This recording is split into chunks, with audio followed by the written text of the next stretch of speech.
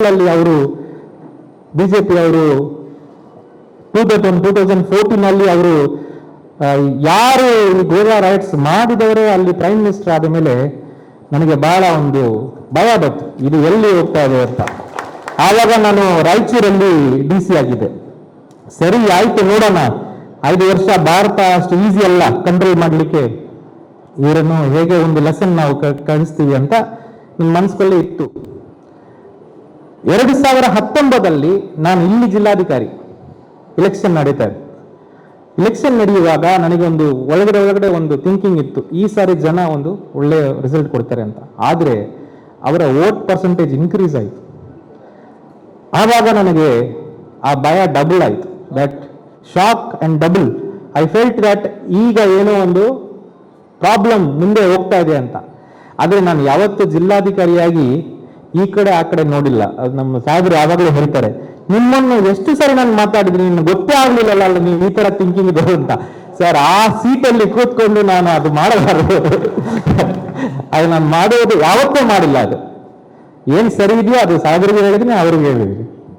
ಆದ್ರೆ ನನ್ನ ಮನಸ್ಸು ಒಳಗಡೆ ಒಂದು ಆಸೆ ಇತ್ತು, ಇದು ಜನರನ್ನು ಇದನ್ನು ನಿಲ್ಲಿಸಬೇಕು, ಈ ರಾಜಕೀಯವನ್ನು ನಿಲ್ಲಿಸಬೇಕು ಅಂತ. ಆ ಟೈಮಲ್ಲಿ ಈ ತರ ಆಯ್ತಲ್ಲ. ಆವಾಗ 2019 ಅವರು ಬಂದ ತಕ್ಷಣ ಕಾಶ್ಮೀರ್ 370 ಆರ್ಟಿಕಲ್ ಅನ್ನು ಅಬ್ರಿಗೇಟ್ ಮಾಡಿದ್ರು. ಅಬ್ರಿಗೇಟ್ ಮಾಡಿರೋದು ಒಂದು ಕಡೆ ಇದ್ರೂ ಕೂಡ ಇಡೀ ಆರ್ಮಿಯನ್ನು ತಗೊಂಡು ಆ ಸ್ಟೇಟ್ ಮೇಲೆ ಒಂದು ದಾಳಿ ಮಾಡಿಸಿದ್ರು. ಜನರೆಲ್ಲ ಮನೆ ಒಳಗಡೆ ಇಟ್ಟು ಒಂದೊಂದು ತಿಂಗಳು ಹೌಸ್ ಅರೆಸ್ಟ್. ನಾವು ಒಬ್ಬರಿಗೆ ಒಂದು ದಿವಸ ಪ್ರಿವೆಂಟಿವ್ ಅರೆಸ್ಟ್ ಮಾಡಿದ್ರೆ ನಮಗೆ ನೈಟ್ ಎಲ್ಲ ನಿದ್ದೆ ಬರಲ್ಲ. ಪಾಪ ಅವರ ರೈಟ್ಸ್ ಅನ್ನು ನಾವು ಕಂಟ್ರೋಲ್ ಮಾಡಿದ್ವಿ ಅಂತ. ಆದ್ರೆ ಒಂದು ಸ್ಟೇಟ್ ಅನ್ನು 30 ದಿವಸಕ್ಕೆ ಮೇಲೆ ಹೇಗೆ ಹೌಸ್ ಅರೆಸ್ಟ್ ಮಾಡಬಹುದು, ಆರ್ಮಿ ಎಲ್ಲ ಇಟ್ಟು. ನನಗೆ ಆವಾಗ ಒಂದು ಮನಸ್ಸಲ್ಲಿ ಇತ್ತು, ಇದು ಇವತ್ತು ಕಾಶ್ಮೀರಿಗೆ ಆಗಬಹುದಾದರೆ ನಾಳೆ ಮಂಗಳೂರಿಗೆ ಯಾಕೆ ಆಗಬಾರ್ದು, ನಾಳೆ ಬೆಂಗಳೂರಿಗೆ ಯಾಕೆ ಆಗಬಾರ್ದು, ಆಗಬಹುದು.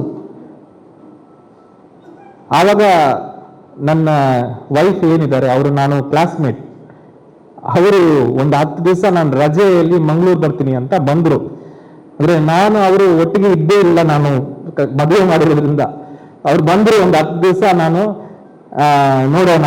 ಇನ್ಫ್ಯಾಕ್ಟ್ ಅವ್ರು ಏನು ಹೇಳ್ತಾ ಇದ್ರು, ನಾನು ನನ್ನ ಕೆಲಸ ರಾಜೀನಾಮಾ ಮಾಡ್ಲಿಕ್ಕೆ ಇದ್ದೀನಿ, ಯಾಕಂದ್ರೆ ಆವಾಗಿಂದ ನಾನೇ ದುಡಿತಾ ಇದ್ದೀನಿ, ಈಗ ಅಟ್ಲೀಸ್ಟ್ ನನಗೆ ರೆಸ್ಟ್ ಬೇಕು.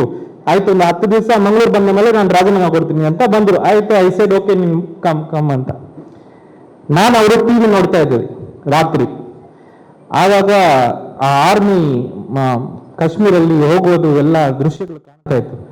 ಆವಾಗ ನನ್ನ ವೈಫ್ ನನಗೆ ಹೇಳಿದ್ರು, ನೀನು ಕಾಲೇಜಲ್ಲಿ ಇರುವಾಗ ಬಹಳ ರೆಬೆಲ್ ಇದೆಯಲ್ಲ, ನೀನು ಎಲ್ಲದನ್ನು ನೀನು ಪ್ರಶ್ನೆ ಮಾಡ್ತಾ ರೆಬೆಲ್ ತರ ಇತ್ತಲ್ಲ, ಇವತ್ತು ಏನಾಯ್ತು, ನೀನು ಎಲ್ಲ ಒಂದು ಕಲೆಕ್ಟರ್ ಆಗಿ ಬಂಗ್ಲಾದಲ್ಲಿ ಜಾಲಿ ಆಗಿದೆಯಾ, ಹೊರಗಡೆ ಹೋದ್ರೆ ಗಾಡಿ, ನಿನಗೆ ಬಂಗ್ಲಾ, ನಿನಗೇನು ಚಿಂತನೆ ಇಲ್ವಾ, ದೇಶ ಈ ತರ ಹೋಗ್ತದೆ ಅಂತ. ಸುಮ್ಮನೆ ಮಾತಾಡುವಾಗ ಈ ತರ ಹೇಳ್ಬಿಟ್ರು. ನನಗೆ ಅದು ರಾತ್ರಿ ಪೂರ್ತಿ ಬಹಳ ನೋವಾಯ್ತು. ಯಾರ ಇದು ನಮ್ಮ ಓನ್ ಫ್ರೆಂಡ್, ನನ್ನ ಸ್ಪೌಸ್ ಈ ತರ ಹೇಳುವಾಗ ಅದು ಹಿಟ್ ಆಗ್ತದೆ. ಬೆಳಿಗ್ಗೆ ಎದ್ದು ನಾನು ಅವ್ರಿಗೆ ಹೇಳಿದೆ, ನಾನು ರಾಜೀನಾಮಾ ಕೊಟ್ರೆ ನೀನು ಹೋಗ್ತೀಯಾ ಅಂತ. ಶಿಷ್ಯ ಮೊದಲು ಅದನ್ನು ಕೊಡು, ಫಸ್ಟ್ ಕೊಟ್ಟು ನೀನು ಏನು ಹೋಗಿ ಕೆಲಸ ಮಾಡಿ, ಈ ಜಿಲ್ಲಾಧಿಕಾರಿ ಕೆಲಸ ಎಲ್ಲ ಬೇರೆಯವರು ಯಾರೋ ಮಾಡ್ಕೊಳ್ತಾರೆ, ನೀವು ಹೋಗಿ ಇದನ್ನು ಮಾಡಬೇಕು ಅಂತ ನೀನು ಹೋಗು ಅಂತ ಹೇಳಿದ್ರು.